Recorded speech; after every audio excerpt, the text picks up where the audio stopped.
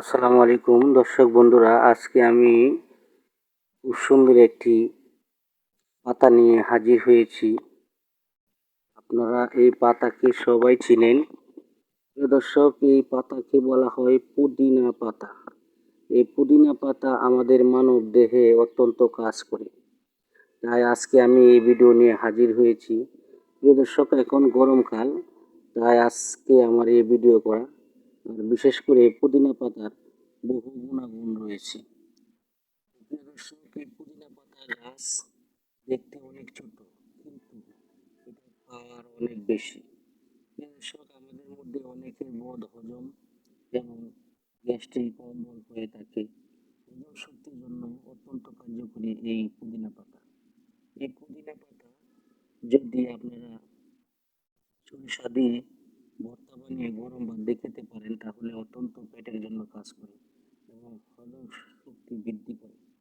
প্রিয় দর্শক, এই পুদিনা পাতা আপনারা বিভিন্ন জায়গায় লাগিয়ে রাখলে অত্যন্ত সহজভাবে হয়ে যায়। আপনারা বাড়ির আশেপাশে বারান্দায় টবে লাগিয়ে রাখলে প্রয়োজন মতো পুরো বছর ভরে আপনারা খেতে পারবেন। প্রিয় দর্শক, এই পুদিনা পাতা যদি আপনারা রস করে ব্লেন্ডার করে যদি আপনারা লেবুর রস দিয়ে শরবত খেতে পারেন, তাহলে অত্যন্ত সুন্দরভাবে শরীর ঠান্ডা থাকবে। প্রিয় দর্শক, এই পুদিনা পাতা আপনারা মুড়িতে বা ইত্যাদিতে বিভিন্ন জায়গায় আপনারা ব্যবহার করতে পারেন। এবং আপনারা জানেন, বিভিন্ন ফাইভ স্টার হোটেলে এবং বুফেতে পুদিনা পাতা ব্যবহার করা হয়।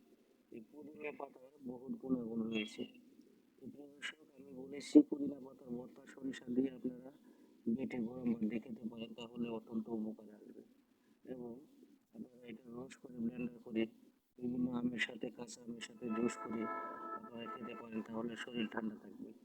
তো গরমকালের জন্য পুদিনা পাতা রস করে খেলে আমাদের মানব দেহের জন্য অত্যন্ত কাজ করে। তো প্রিয় দর্শক, আমার ইউটিউব চ্যানেল আনন্দময় জীবন আপনারা লাইক শেয়ার করে আমার পাশে থাকবেন। আর আমার ভিডিও এখানে শেষ করলাম। আসসালামু আলাইকুম ওয়া রাহমাতুল্লাহি ওয়া বারাকাতুহু।